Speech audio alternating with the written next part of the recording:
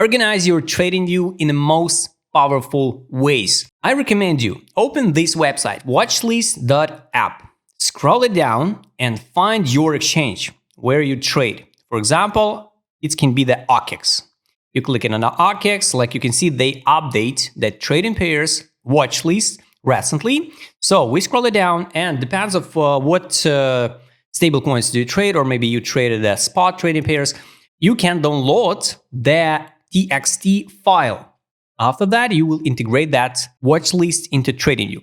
For example, I download the USDT futures. They got in that file 318 trading pairs. The limitation on the premium plan TradingView, it's a 500 pairs in one watch list. That's why, for example, if you trade on the max, this one, and you download this file with 1K trading pairs, you need to split for 2 or 3 files and create the 3 watch lists. I go back to the TradingView, click here, and press upload the list. Now you don't need manually add every single trading pair. Just in a few clicks, you open the file, upload, and it's create you just separate OKEX future USDT list with all trading pairs there. So it's just mind-blowing. You save just dozens of hours. But this is not all features what you can do. After when you upload full list of the tokens, you can go to the advanced view. And now we gotta change this volume, average volume, market capitalization. Sometimes they show it. We can double check the performance. The most important here is the technical side. Of course, this is not a signals for your action. Touch rating, this is a moving average rating and the oscillator rating in total. Many oscillators in one. But this is not all features what you can do with that list.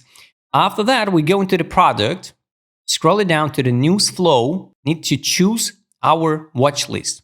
So this one, OKEX. There's many filters, but for all that trading pairs, what we just uploaded in a few clicks, you can see the recent main news for each token.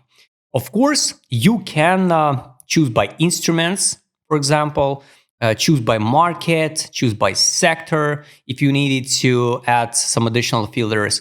I just leave by default all news. After that, I can create a new flow, for example, and name it OKEX. After that, you can just double check the news, read the updates. And this is not all feature. The last one, what I would like to show you, you can add alerts to not miss the important news. So we click it here and turn on the news alert. When alerts created, you need to choose some filters, choose the crypto.